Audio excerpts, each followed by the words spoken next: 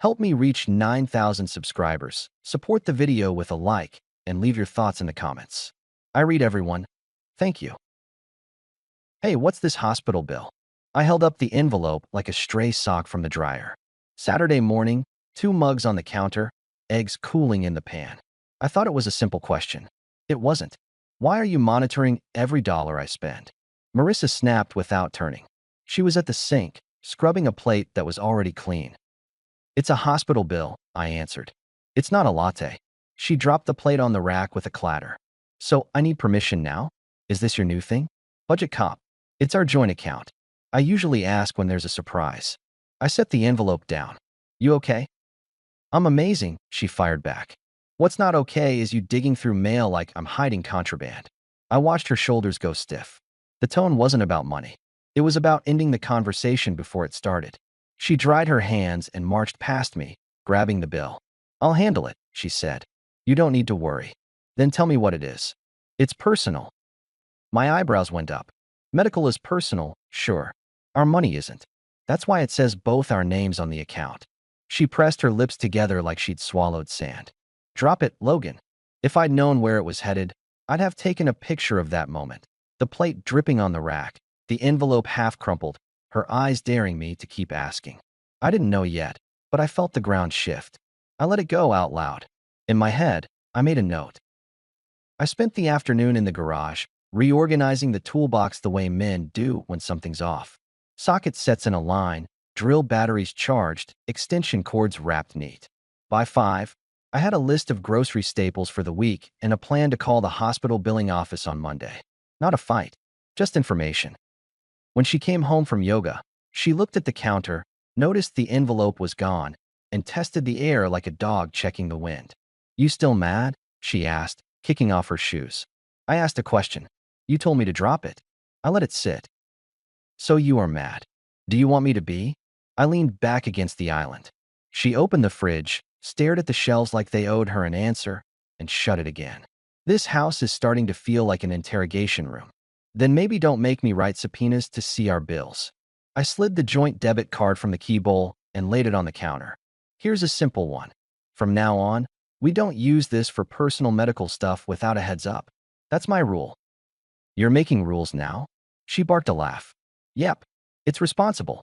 I gestured at the card. I'll set up 2 sub-accounts, household and personal. I'll cover the mortgage, utilities, groceries. You want to handle something private? Use your side. I'll do the same. She stared at the card, then at me. You think you can just split life like that? Not life. Purchases. That's controlling. It's accountability. If you think that's the same thing, we've got a bigger problem. She rolled her eyes so hard I thought she might sprain something. Make your little accounts, Logan. Enjoy your spreadsheets. Thanks, I said. I will. She went upstairs with her phone, and that was that. The kitchen hummed with the fridge and the new rule. Her first text came while I was loading the dishwasher. The screen lit the banister in a small blue pulse. She didn't come down. Monday, I made the call from my truck behind the shop. I run a small crew, 3 guys who'd rather rebuild an engine than fill out a form. Dan, my foreman, swears like the ocean and moves like he's still playing varsity linebacker. He was checking inventory. I was on hold listening to recorded flute music. Billing department. A woman finally picked up. How can I help? I've got a bill here, I said. Account in the name of Logan and Marissa Hale. Date of service is last Tuesday. Can you tell me what it's for? We just want to pay the right thing. She asked for the account number. I read it off. After a pause. This one's not itemized, but I can see the department. The visit was in obstetrics. Obstetrics, I repeated. Yes, sir. That's prenatal. It covers a variety of women's health services, she said, bland as a script. Would you like me to mail you an itemized statement? Yes, I said. Please. I ended the call and stared through the windshield. Dan knocked on the glass with a wrench. I hit the window switch. You on with the IRS? He grinned. You got the face. Hospital billing. You sick? He asked, and then, as a joke that didn't land, you pregnant? Apparently, someone in my house visited OB last week. He stopped smiling. You two trying? He knew we'd been circling the topic on and off. We were supposed to talk about it, not start without me. Dan leaned on the window frame. You gonna ask her flat out or do the quiet recon thing? I'll do both, I said. Start with information. You want a beer after work? He offered. Maybe, I replied. Or maybe I'll go schedule a checkup and be a responsible adult. You? Dangerous, Dan said, but he was watching me close. I did both.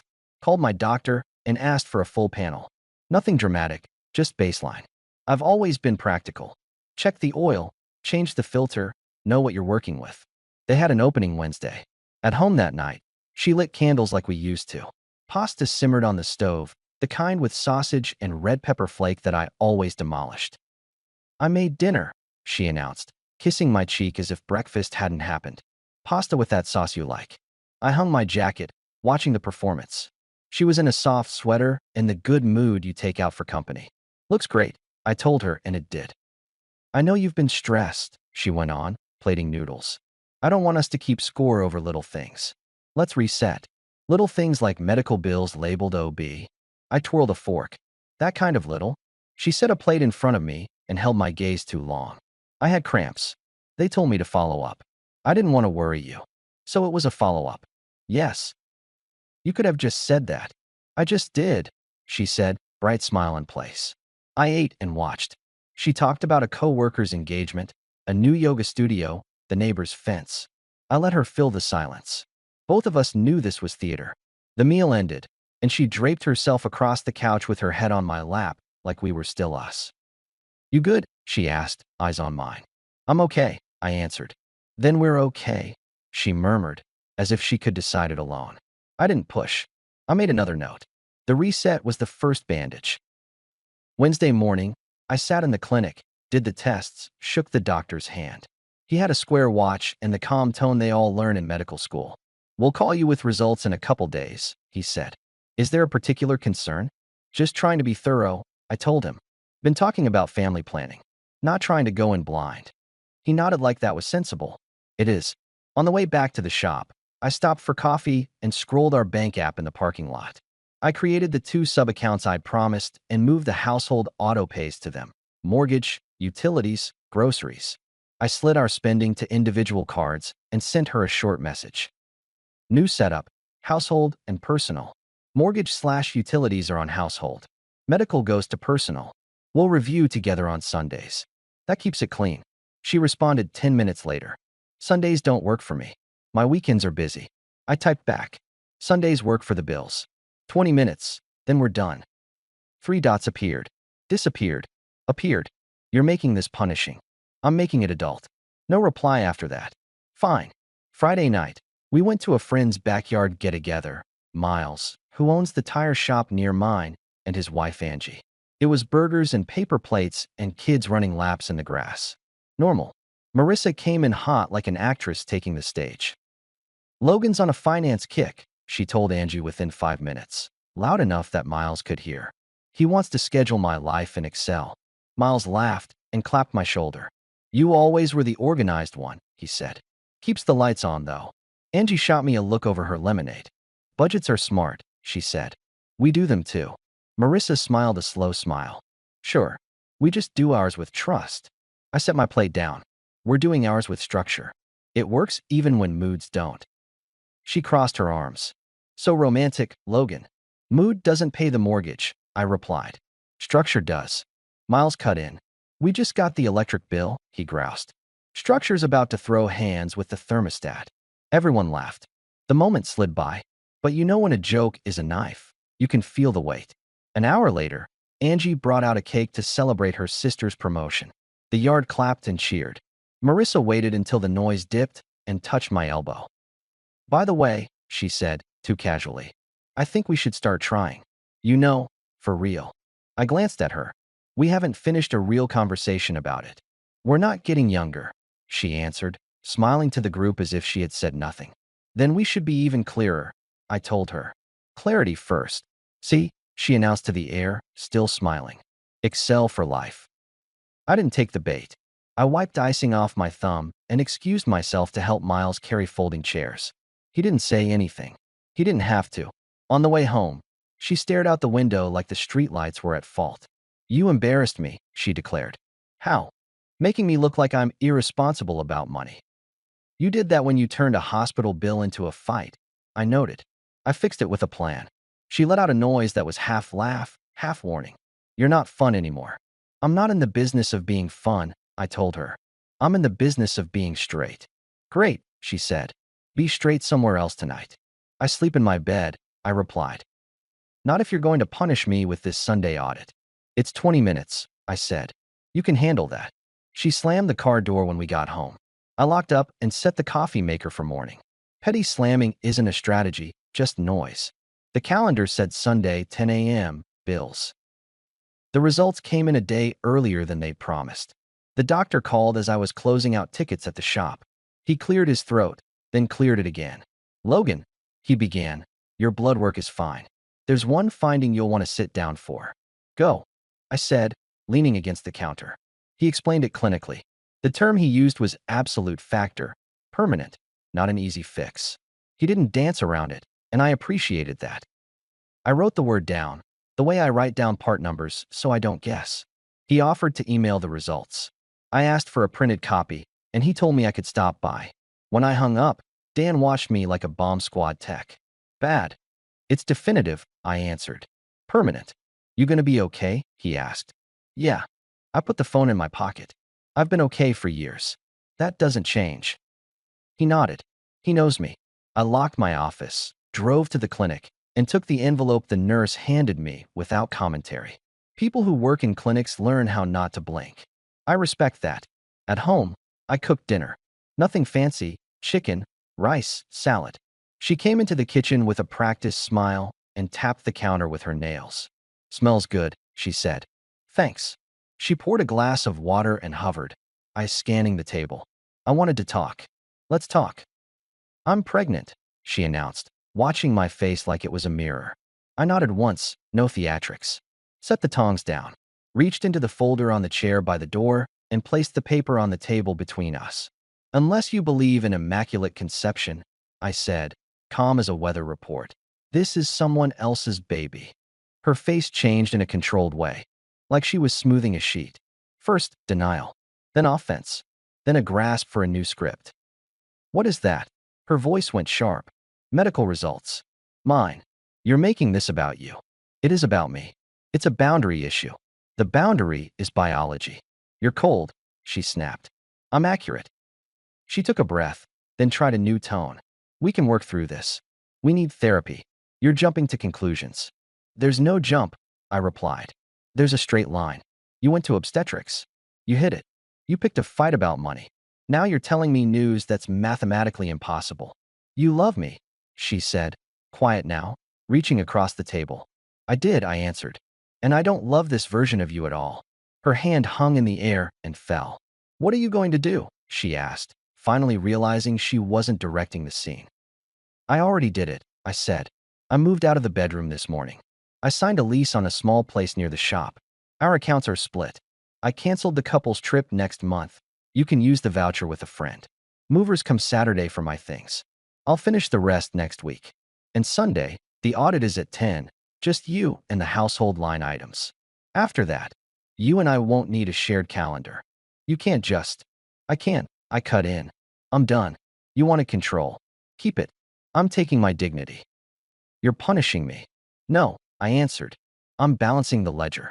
She backed into the counter like the room had changed shape.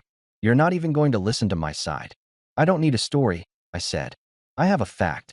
She stared at the paper like it was a snake. Then she went for anger again. I'll say it wasn't yours, she hissed, and then caught herself.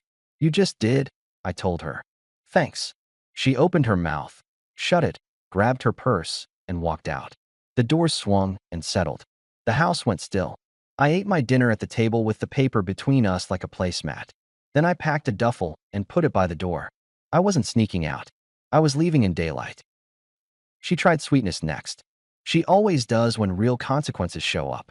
Saturday morning, she came into the guest room with coffee and a smile that had sold plenty of things before. I was upset, she began, leaning on the doorframe. I said things I didn't mean. I heard you fine, I answered, tying my shoes. We can navigate this, she went on. I'm not asking for a fight. I'm asking for grace. You know what grace looks like? Honesty on the front end, I replied. We're past that. She set the mug down on the dresser and sat on the edge of the bed. "Let's be physically close, at least," she murmured, putting a hand on my shoulder like it still ran the world. "Not a chance," I said. I stood. Her hand fell. She blinked, then smiled again like she could restart the scene. "You're stubborn. I'm consistent." I picked up the duffel. "Movers will be here in an hour. Please don't be home for it.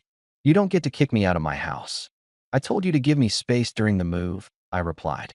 "That's not kicking you out. That's me protecting the peace while I do what I said I'd do." She laughed once, sharp. "Who's the control freak now?" "Still you," I said, and walked past her. Two guys from a local moving outfit showed up with a truck and straightforward attitudes. I'd labeled the boxes already. Tools, files, winter clothes, photos. They worked fast. Marissa didn't come back while they were there. Good. I tipped them in, locked the door, and drove to my new place. A small townhouse with sunlight on the stairwell and an honest lease with just my name on it. By noon, the essentials were in: bed frame, couch, the oak table I'd made in my 20s when I wanted something solid. I assembled the bed, hung 2 shirts in the closet, and set the folder from the clinic in the kitchen drawer. Not a shrine, just in its place. At 3, my phone buzzed. "Miles, you moving?" he asked, surprised but not really. "Yeah. You want a hand?" "Done," I said. "Come by tonight if you want to see the palace." He snorted. "We'll bring beer. Angie's making tacos." "I'll take the tacos," I answered. "Keep the beer." "Since when?" "Since my head needs to stay clean this week." "Copy that," he said. Marissa texted at 5. "I'll be home at 6. We need to talk." "I won't be," I replied. "Keys are on the counter. I'll swing by Monday for the leftover boxes." "Are you really ending our marriage over one misunderstanding?" "I'm ending it over a pattern. And a fact. Take care of yourself." 3 dots pulsed. Stopped. She called. I declined. She called again. I blocked. Then I opened the lease folder and slid an extra key on the hook by my new door. I liked the weight of it. At 8, Miles and Angie came by with tacos wrapped in foil. We ate at my table, and they didn't ask for a tour, which I appreciated. "You sure?" Angie asked eventually, careful with the word. "Very." She nodded. "Then I'm sorry and I'm proud of you," in that order. "Thanks," I said. Miles tapped his knuckles on the table. "I've known you a long time. I've seen you fix a busted transmission with a paperclip and stubbornness. This is the same thing. It's just bigger. It's simpler," I corrected him. "It just looks bigger from the outside." "You got a next step?" he asked. "Yeah," I replied. "Dividing assets, canceling joint stuff, keeping it clean. No drama." "You want us to run interference if she swings by?" Angie said. "I'm not hiding," I told her. "If she comes, I'll speak to her at the door, and that's it." "You always were boring in a crisis," Miles said, and we laughed. She tried a second flavor of softening 2 nights later, the warm kind. She showed up at my place without asking, hair down, a sweater that belonged to winter, not August. I didn't let her in. I stepped outside and pulled the door half closed behind me. "Let's not do theatrics on the porch," she said, dropping her voice. "Come on."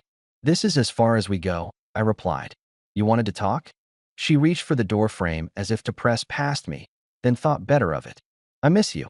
"You miss the comfort," I corrected her. "Different thing." "You miss me too," she countered. "I miss who I thought you were," I said. "That woman told me the truth even when it was inconvenient." She put a hand on my chest. "Let me in." "No," I answered. "I'm not your safety net." Her jaw tightened. "We can rebuild this." "You can rebuild your life," I told her. "You can't rebuild my respect for you by pretending this never happened. It didn't happen the way you think." "It happened exactly the way I think," I replied, without heat. "You took a risk, you hit it, and when you got a result, you tried to sell me a new story to keep the house and the image. When I drew a line, you went soft, then sweet, then strategic. I've seen this movie. You sound rehearsed." "I had time to think," I said. "Clarity is not a monologue. It's a decision." She realized I wasn't bluffing. Her eyes flicked to the street, to the window, back to me. "If you walk away, you'll regret it." "I regret not walking away earlier," I answered. "I'm fixing that." She breathed hard through her nose, then snapped. "Fine. But everyone will think you abandoned your family." "You can say whatever you want," I told her. "Just leave my name off your story. You can't control that." "I can control where my time goes," I replied. It's not going to go into defending myself against rumors. It's going into my work, my health, my friends. You can have the noise. She shook her head, turned on her heel, and walked to her car. No tears, no grand gesture. She drove away like a person late for a manicure. That was almost funny. Inside, I texted Dan to start interviewing a new apprentice. Fill the gaps that mattered. Then I folded laundry and put a spare set of sheets in the hall closet. Domestic peace isn't glamorous, but it's solid. The last act happened at our place, not mine. I needed to finish the move, tools from the basement, files from the office, boxes labeled miscellaneous that always end up being the important ones. I scheduled it for Wednesday afternoon and told her the window. She responded with a thumbs up, which means I'm ignoring you in text. When I arrived, her cousin Patty was on the porch watering plants in a floral dress and a face that says she watches everything. Patty likes drama like fishermen like sunrises. Logan, she sang, we heard you moved out. I moved forward. I answered, carrying a box past her. Is this about that little misunderstanding? She asked, following. It's about a big principle, I said. Patty sniffed. I told Marissa you were rigid. You always liked words that fit your opinion, I replied. Inside, Marissa was at the table with her laptop. She didn't stand. Get your stuff and go, she said, like it was her line, not mine. That's the plan. Patty's here to help me, she added, as if a witness gave her moral high ground. Great, I said. Patty, the labeled boxes stay. The ones without labels are mine. Patty bristled. You don't tell me. I just did, I said, setting a toolbox on the chair. This isn't a debate. While I packed, Marissa picked at me with small knives. You're leaving me alone in this big house, she clucked. You campaigned to be the head of it, I answered. Congratulations. Don't you dare talk about me like I'm scheming, she warned. Show me one part of this that wasn't scripted, I replied. We'll put a trophy on the mantle for improvisation. Patty huffed. You men always want it easy. I want it honest, I corrected her. Those aren't the same. I loaded another box and looked around the room that used to be ours. The couch, the photos on the mantle, the plant she always overwatered. It was a nice life if you didn't mind ignoring the rod and the beams. Marissa tried one more time, soft and low. We could go to counseling, she suggested. I'll set it up this week. You can work on yourself with a professional, I said. I don't say that to be cruel. I say it because it's the only useful next step for you. My next step is a locksmith and a painter. You're not taking the office printer, she snapped, switching back to hard. I bought it, I said. And I am. She folded her arms. You're heartless. I used to be heart-led, I told her. Look where that got me. Patty muttered. He thinks he's better than us. I think I'm done being handled, I said. I finished packing, did a last walkthrough with my checklist, and set a set of labeled keys on the table. She stared at them like they were fake jewelry she'd hoped was real. What are those? She asked. Front door, garage, mailbox, I answered. Mine are on my ring. That envelope is the change of address confirmation. My name's off the utilities next week. You'll want to call them today. You're leaving me with all the work, she accused. No, I corrected. I'm leaving you with your life. Patty clucked again. Men, she said to nobody. I met Marissa's eyes. I'll say this once, I told her calm. I won't speak in circles later. I understand why you did what you did. You wanted a picture to keep hanging on the wall. You thought you could swap out the frame and I wouldn't notice. I noticed. I'm not angry. I'm finished. If you need to reach me about paperwork, text. If it's about anything else, don't. And if I need help? She asked, almost whispering. You have family, I said, glancing at Patty. Use them. I picked up the last box. At the door, I paused. She waited for a plea. It didn't come. This was your house yesterday, I said. Today, it's your responsibility. That's what control costs. I walked out. Patty muttered something about ego. The late light on the driveway was clean and ordinary. Sometimes the light is the only honest witness. I didn't look back. That's not bravado. It's instruction. You want to be done? Be done. I put the last box in the truck, tied it, and drove to the townhouse where the first thing you notice is the quiet. The second thing you notice is that nothing in the fridge belongs to an argument. Work settled into a better rhythm than I knew I was missing. I hired the apprentice. Turned out the kid learns fast and shows up early. Dan stopped hovering like he was waiting for me to fall over. We took on 2 new fleet accounts, and I brought the shop's books in a better shape in a month than the last year combined. Sundays became hiking with Miles or grilling on my tiny patio. Angie would drop off leftover casseroles with a sticky note like I was a widower, and I'd text back a photo of a full sink with the caption, "I'm eating like a king, relax." 15 weeks in, I was driving home when I caught a red light and a glimpse of Marissa at a cafe, talking fast at a woman I didn't recognize. She saw me, paused, and lifted her chin. I nodded back out of reflex and rolled forward when the light changed. My heart didn't do anything dramatic. It's a muscle, not a magic trick. A month after that, Patty cornered me by the produce at the market. "Marissa moved back with her mom," she announced, as if fishing for pity. "You didn't have to go nuclear." "I didn't," I answered. I went precise. "She's not doing well. She's adjusting to the cost," I said. "We all do." Patty shook her head. "People will judge you." "They'll live," I replied. "So will I." I bought apples and a rotisserie chicken and went home to the quiet. A week later, a neighbor named Tessa knocked to ask if I could look at her car, which made a noise like a shopping cart with a grudge. Her voice made me smile for the first time in a while. We had coffee while the car cooled down between tests. She's sharp, dry, works in physical therapy, and doesn't talk like she's auditioning for a part. When I fix something for her, she says thank you like an adult, not like I just saved her from a dragon. We didn't rush anything. My days got full of work, sleep, and clean meals. When I see myself in a mirror, I recognize the guy. Even my posture changed. Funny what taking your name off the wrong contracts will do. I did hear about Marissa again through a mutual acquaintance, Angie's cousin, who can't keep a secret even if you staple it shut. Marissa made a big show for a while, then the show ran out of money. The house feels bigger when it's empty. She swapped jobs, moved back to her mom's place, posted quotes about new chapters. She looked good in pictures as long as you didn't know what they cost. I don't follow those accounts, but people send you things when they think you need closure. I don't. I needed space, and I took it. The papers, when they finally came, were thin. I signed them, sent them back, and logged off. No spectacle, no speeches. The peace comes from doing what you said you'd do and leaving the rest to gravity. Sometimes guys ask me, would you do anything different? Sure. I'd ask the first question sooner. Hey, what's this hospital bill? I'd listen to the answer, then to the tone hiding behind it. When someone turns a fair question into an accusation, that's your cue. You don't chase the tone. You change the terms. If she ever hears this from someone who knows me, she'll say I'm self-righteous. That's the label people use when someone else finally draws a line. I'm not a saint. I'm a mechanic with a mortgage, a calendar, and a spine. I like clean accounts and quiet rooms. I like a woman who tells me the truth on a bad day. I have one now who laughs like she means it and doesn't need a performance to sleep at night. On my last visit to the old house, just to pick up a box of winter gear I'd missed, I left a small note on the counter. Not a lecture, not a list. One sentence, written neat. Respect is cheaper than damage control.